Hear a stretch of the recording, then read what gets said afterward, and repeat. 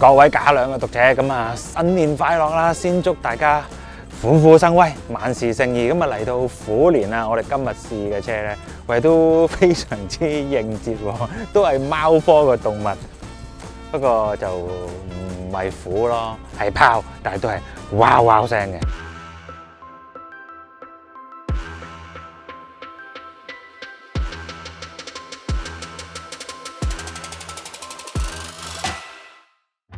新正頭咧，梗係要放下炮仗㗎啦。香港放炮仗咧就唔合法㗎嘛，但係都總有個方法合法地放炮仗。揸住呢部車咧，大家聽下。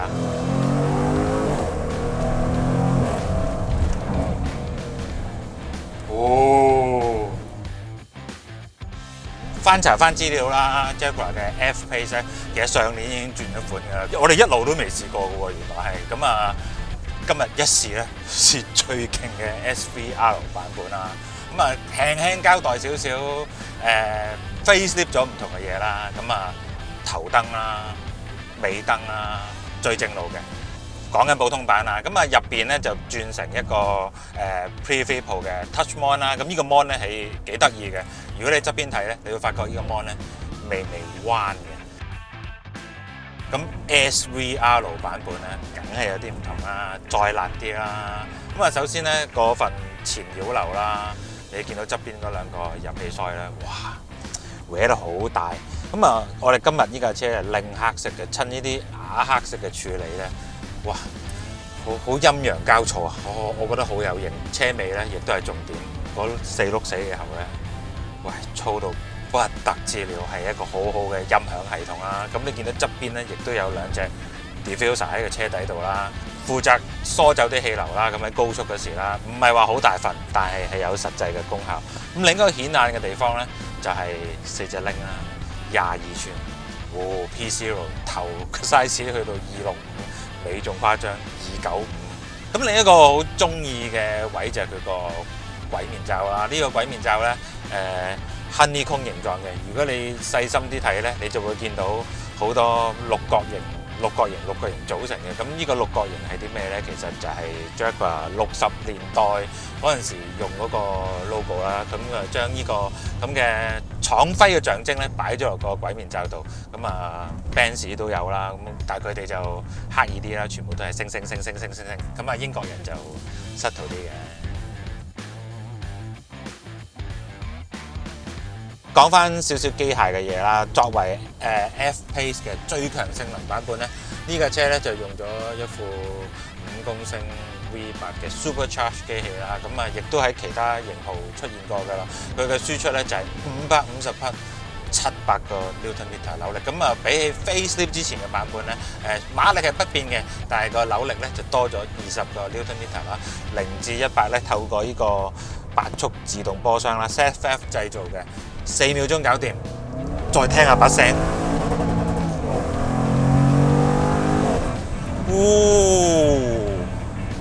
咩車嚟㗎 ？SUV 快到咁嘅咩？呢啲咁嘅超高性能嘅 SUV 咧，其實真係一年都揸唔少啦，真係 Cayenne Turbo 啊、Urus 啊。RSQ8 啊，咁啊個個牌子都有㗎啦，咁 Benz 亦都有啦。咁其實咧大致上佢哋嗰個套路咧都係差唔多，一個 SUV 車體擺咗一副好大力嘅機器，跟住用好大嘅胎、好粗嘅 anti-roll bar、好硬嘅避震，咁揸上嚟就係一部好快嘅高身車，感覺咧其實係好大同小異嘅。咁我初咧我都係諗住用呢個諗法去試一部 Jaguar 嘅 F-Pace 啦，冇乜期望嘅。但係試咗一陣咧，喂，好唔同喎！呢架車最大嘅唔同咧就係呢架車咧雖然有4驅，但係依副4驅咧平時嘅時候咧，佢大部分咧都90% 咧係行後轆嘅，好少前續嘅動力分佈嘅。咁有需要嘅時候咧，佢可以好快去到廠方講啊165微秒之間咧，就將100% 動力揈晒去個頭轆度啦。咁所以呢個係一個可變嘅4驅系統啦。咁所以咧，由於佢係比較傾向後轆車嗰個操控感覺咧。所以咧，你發覺呢個車咧嗰個指向性咧係同一般嘅4驅 SUV 好唔同嘅。你會發覺咧個頭入得好快，而係個動力咧喺個尾拱架車入彎，拉架車出彎，喂係同一般嘅 SUV 好唔同嘅。就係因為有呢個咁嘅性格咧，令到呢架車咧喺就算一般嘅情況下咧，你會發覺咧佢個指向嗰個反應咧係好快嘅。另一個好大嘅分別咧，就係通常呢啲高性能 SUV 咧，快還快，但係咧你唔會 feel 到佢個底盤咧喺度做緊啲乜嘢嘢嘅。一般呢啲咁嘅 SUV 咧，咁揸起上嚟都係坐得高，非常之快，但係咧嗰個操控感咧偏向疏離嘅，你唔係太清楚佢喺度做緊乜嘅。但係依架車咧，咦幾例外喎，個轉向反應咧係負比例性啦，指得好快啦。你 feel 到個路面做啲咩嘢啦？雖然你而家都係坐得好高，咁呢樣嘢我第一樣嘢幾欣賞嘅。第二樣嘢我幾欣賞嘅咧就係呢架車嗰動力啦，佢唔係用 turbo 啦，咁冇咗呢個 turbo lag 啦，頭段加速嗰陣時候咧，你冇乜需要點樣等嘅。咁你話尾段 supercharge 咧可能會爭少少，但係你唔好忘記喎，呢架車5公升喎，大佬5公升。咁強嘅扭力，咁呢啲嘢咧足以彌補晒㗎啦。咁4秒嘅加速咧，喺呢架車上邊咧，亦都係揸得到出嚟嘅。而呢架車咧有幾個唔同嘅行車模式啦，咩Sport 啊、Dynamic 啊，咁你透過呢個旋鈕去扭啦。咁我長期咧就用晒Dynamic啦。咁你Dynamic嘅時候就係最狂嘅模式啦。咁你亦都可以透過呢個新嘅 Mon 系統咧，咁去仔細去調校避震啦、轉向啦、波箱啦，同埋engine嘅輸出嘅。咁喺全部都去到最勁嘅模式下邊咧，喂呢架車咧聲效一流啦，頭先大家都聽到啦。咁避震硬起來啦，而呢種硬咧，我又幾欣賞喎。佢呢種硬咧，唔係硬到燉死你嘅硬，係一種佢只係為性能而硬嘅硬，佢能夠過濾到啲好微細嘅震動，但係你咁大嘅車體咧，你再壓落啲彎度咧，佢又撐得住喎。而且咧，就算你用到 Dynamic Mode 咧，對日常嗰個干擾性咧唔大喎，即係你用 Dynamic Mode 咧載住成家人咧冇問題。咁至於你用到正常嘅行車模式，避震會軟咗，反而咧我覺得咧你會 feel 到嗰個震動感咧，嗰個感覺咧長咗，反而咧有少少尷尬。咁我會建議大家，呢架車唔使怕，長期用 Dynamic Mode。另一個我好欣賞嘅咧就係呢台波箱啦，呢台波箱即係 ZF 製造，唔係雙離合器嘅結構，但係佢喺癲狂嘅情況下咧，喂佢能夠做到咧波同波 upshift 嗰陣時咧有第二股推力推你嘅。咁呢種咁嘅車咧好少有呢種咁刺激嘅駕駛感，難得呢部車有咧，我覺得 very good 啊！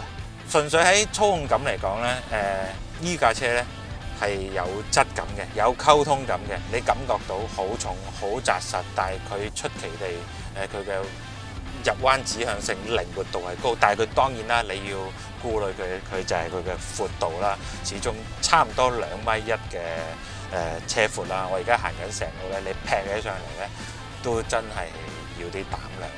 呢架車個聲效係好好嘅，咁佢亦都有一個死氣喉個聲量控制嘅按鈕俾你撳㗎啦，咁你要靜啲咪熄咗佢咯。原裝車咧亦都跟咗呢個好高級嘅 Meridian 音響啦，咁坦白講咧，咁靚嘅喉聲咧就真係冇乜必要，我聽喉聲已經夠啦。但係作為一個豪華車，咁佢嘅設備係已經係俾到你英式嘅靚嘅感覺，尤其是我而家坐緊呢兩張凳啦，呢兩張凳咧就係SVR 專用嘅筒凳啦，咁啊有真皮啦，有 air container 啦，誠意位咧就係後座咧都有2張半獨立嘅筒凳，咁啊中間一樣坐得人，但係你望到中間個位都知，麻麻地好坐。咁啊最後講埋車價啦，170萬找啲啦，唔係話太多 option 嘅揀嘅啫，咁當然係貴㗎啦，咁高性能喎，咁但係你相比同級車咧，佢又平少少嘅，咁價錢吸引到你，咁如果你試埋車咧，咦，你會覺得喂英國人做呢啲高性能 SUV 真係有佢嘅態度喎。咁啊，網上邊甚至有好多人評論佢為呢個平一半嘅 Urus Killer 啦。咁當然啦，實際上佢冇 Urus 咁快啦，但係佢係一部有質感嘅高性能 SUV。即係當你又要兼顧高性能，又要照顧屋企人，你要硬要二合一嘅時候，咁呢啲車咧就有佢嘅市場價值㗎啦。整體嚟講有驚喜。